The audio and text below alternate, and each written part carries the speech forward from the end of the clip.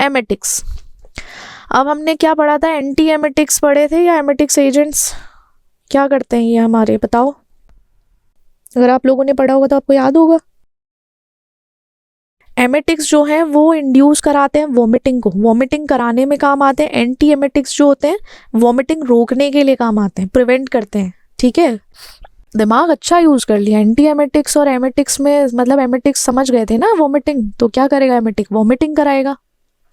जब भी कभी कोई टॉक्सिक सब्सटेंस हमारे स्टमक में चला जाता है कि उसका ब्लड स्ट्रीम में एब्जॉर्प्शन ना हो जल्दी से, एक तरीके से ना एमेटिक इसका बहुत कॉमन एग्जाम्पल आप देख सकते हो। जैसे कभी भी किसी को लाइक पॉइजनिंग हो जाए, पॉइजन के टाइम पे किसी ने किसी को पॉइजन कर दिया या पॉइजन दे दिया है, तो उस टाइम क्या कराता है, सबसे पहला उनका होता है या तो उनको एमेटिक्स दे देंगे जिससे कि उनको वॉमिटिंग हो, और वॉमिटिंग तब कराते हैं जब ब्लड स्ट्रीम में नहीं पहुंचा, ब्लड स्ट्रीम में रोकने के लिए, ब्लड स्ट्रीम में पहुंचने से रोकने के लिए एमेटिक्स दिए जाते हैं।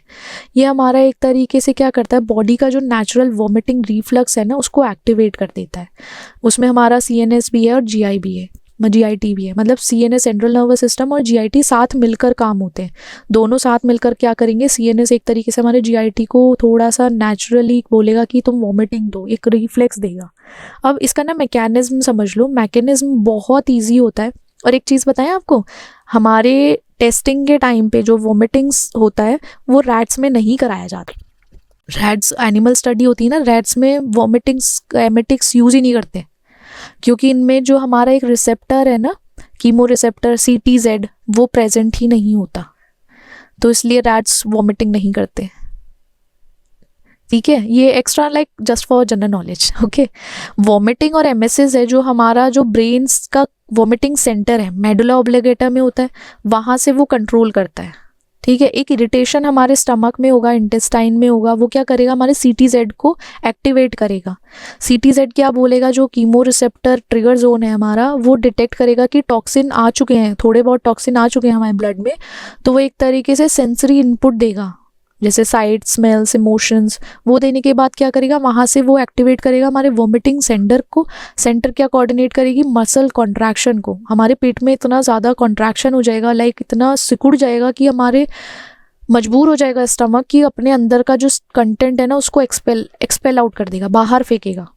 ठीक है, ये थोड़ा सा ड्रामेटिक लग रहा है कि बाहर फेंकेगा और ये सब, मतलब ये होता है प्रोसेस, ये तो विद इन लाइक आपके मिनट्स में हो जाता है सारा प्रोसेस, कि हमारे स्टमक में इरिटेशन हुआ, स्टमक इरिटेशन से वहाँ से उसने CTZ ने डिटेक्ट किया, उसने एक सेंसरी इनपुट दिया कि हाँ साइड स्मेल या इमोशन, कुछ भी जो उसको फीलिंग आई, नोजिया इमोशन हो गया, नोजिया फीलिंग आई, फिर क्या करेगा वो हमारे मसल कॉन्ट्रैक्शन हो जाएगा स्टमक में, और स्टमक से जितना कंटेंट है वो बाहर निकल जाएगा। अब ना कॉमन एमेटिक्स जो हैं, जो नॉर्मली हम देखते हैं, इसमें एपिकाक सिरप आता है। एपिकाक सिरप क्या करता है, वो एपिकोकुना प्लांट से लिया जाता है। ठीक है, वहाँ से उसको मतलब एक तरीके से इसका एक्सट्रैक्शन या प्रोसेस देख लो, या आप समझ सकते हो यहाँ से लिया गया इस प्लांट से। वो क्या करेगा, वॉमिटिंग इंड्यूस करते हैं, हमारी जो स्टमक लाइनिंग है ना उसको इरिटेट करके हमारा CTZ वॉमिटिंग इंड्यूस कराएगा। जैसे पॉइजनिंग केसेस में हो गए, जहाँ पे थोड़ा सा ना डिक्रीज करता है कि सेफ्टी कंसर्न आ गया, कुछ ऐसी बात हो गई, या कुछ ऐसा सोचो कि पॉइजनिंग केस हो गया, वहाँ पे उसको बचाना है, तो उसको एपिकाक सिरप दे दो जिससे वो उल्टी करेगा। ठीक है, वॉमिटिंग करेगा, समझ गए ना। एपोमॉर्फिन, एपोमॉर्फिन क्या करता है, हमारे ना डोपामाइन रिसेप्टर को स्टिमुलेट करता है। स्टिमुलेट करने के बाद हमारे ब्रेन में एक मैसेज पहुंचता है, वो क्या करेगा, इंड्यूस कराएगा वॉमिटिंग। इनडायरेक्टली इन दोनों का काम अगर मैकेनिज्म पे फोकस किया जाए तो पर्टिकुलर मैकेनिज्म पे फोकस करो कि ये हमारा सेंट्रली क्या करेगा, डोपामाइन रिसेप्टर को स्टिमुलेट करेगा ब्रेन में, वो हमारा वॉमिटिंग कराएगा। ठीक है, यहाँ CTZ को स्टिमुलेट कर रहा है जिसकी वजह से हमारा वॉमिटिंग हो रहा है, कॉन्ट्रैक्शन हो रहा है स्टमक में, स्टमक कंटेंट बाहर आ रहा है। एपोमॉर्फिन में काम इनका वही है। ये कॉमन एमेटिक्स हैं जो हम डेली लाइफ में या नॉर्मली देख सकते हो यूज़ करते हुए किसी को। ये IV के थ्रू दे सकते हो या सबक्यूटेनियस उसको दे सकते हो, लेकिन आपको मेडिकल सुपरविजन होना ज़रूरी है। मेडिकली आप विदाउट मेडिकल सुपरविजन आप उसको यूज़ नहीं करोगे। कभी कभी क्या होता है, इनका साइड इफेक्ट आ जाता है, जैसे रेस्पिरेटरी डिप्रेशन, थोड़ा सा ना रेस्पिरेशन के टाइम पे आप देख सकते हो सांस लेने में दिक्कत हो जाती है, या कुछ ऐसा हो सकता है कि चांसेस हैं ये साइड इफेक्ट दे सकता है। या हाइपोटेंशन हो, आपका जो BP है वो बहुत ज़्यादा गिर जाए, तो इनको ना थोड़ा सा ध्यान रखना चाहिए। मेडिकली आपके पास कोई सुपरवाइजर होना चाहिए जो आपको बता सके।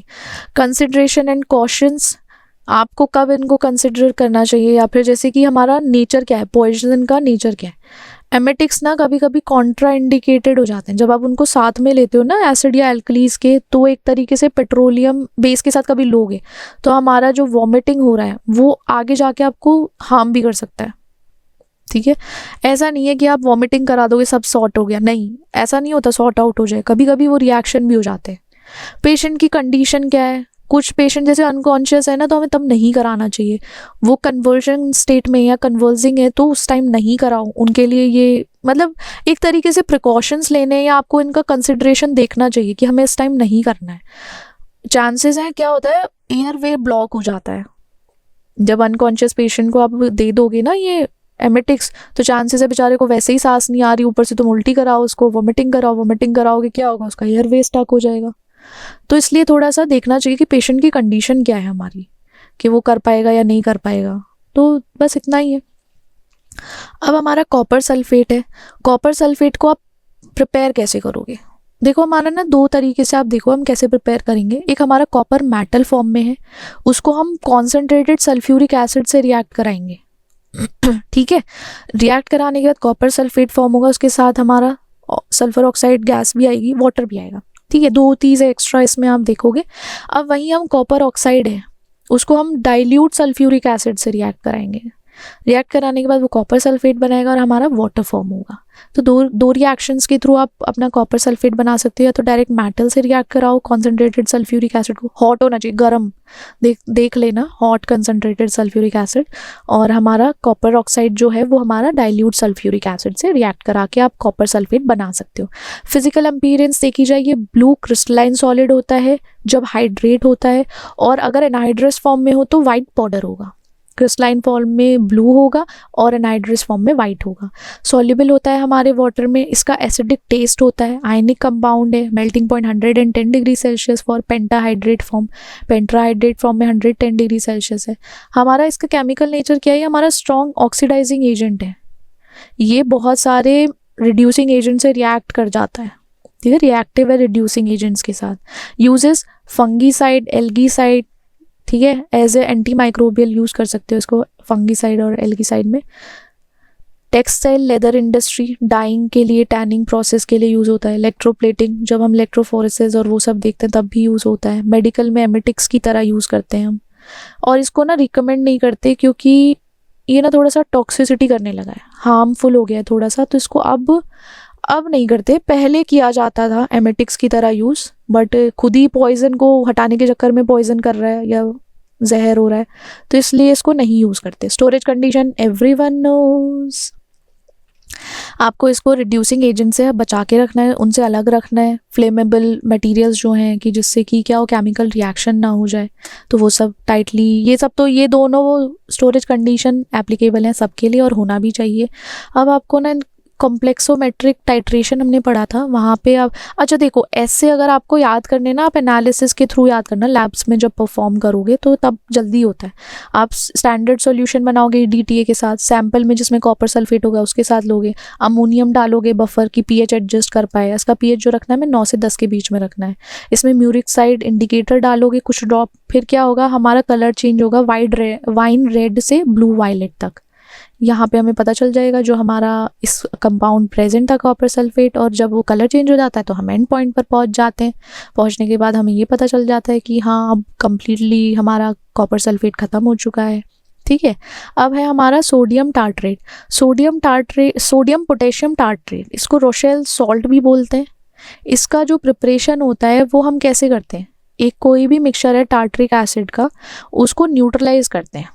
न्यूट्रलाइज करने के लिए क्या करेंगे, हम सोडियम हाइड्रोक्साइड डालेंगे और पोटेशियम हाइड्रोक्साइड, दोनों ही एज अ न्यूट्रलाइजर काम करेंगे, और काम करने के बाद ये सॉल्ट बनाएंगे हमारा सोडियम पोटेशियम टार्ट्रेट, NaCl4H4O6, और इसके साथ वाटर भी होगा। ठीक है, ये ऐसे फॉर्म होगा। कलरलेस है हमारा, वाटर में सॉल्युबल है, और थोड़ा सा माइल्डली स्वीट भी हो सकता है, टार्ट टेस्ट का है, ये टार्टरेट बना रहा है तो टार्ट टेस्ट भी हो सकता है। नॉन टॉक्सिक है, टॉक्सिक नहीं है, बायोडिग्रेडेबल कंपाउंड है, मॉइस्चर एब्जॉर्ब, हाइग्रोस्कोपिक है। समझ गए स्टोरेज कंडीशन, मॉइस्चर से बचाना है, कैसे रखना है, स्ट्रॉन्ग एसिड है से थोड़ा सा दूर रखना है, और ऑक्सीडाइजिंग एजेंट भी है हमारा ये। ठीक है, कॉम्प्लेक्सिंग एजेंट है जो हमारा एनालिटिकल केमिस्ट्री में यूज़ होता है, जैसे फैलिंग सॉल्यूशन है ना, तो हमारे रिड्यूसिंग शुगर्स को पता करने में हेल्प करता है। लैब्स में आप एक समझ लो कि लैब्स में यूज़ करते हो। फूड इंडस्ट्री में स्टेबलाइज़र और इमल्सीफायर की तरह यूज़ होता है। इलेक्ट्रोप्लेटिंग इंडस्ट्री में यूज़ होगा, ठीक है। इलेक्ट्रोप्लेटिंग या कोई भी पीजो इलेक्ट्रिक मटेरियल है वहाँ उसकी तरह यूज़ हो सकता है। एक कंपोनेंट है, कंपाउंड है, वो यूज़ कर सकते हो। माइल्ड लेग्जेटिव है, लेग्जेटिव प्रॉपर्टी भी है इसके पास, ठीक है। तो ये सारी इसकी यूजेस हैं, कहाँ कहाँ इनको यूज़ कर सकते हो।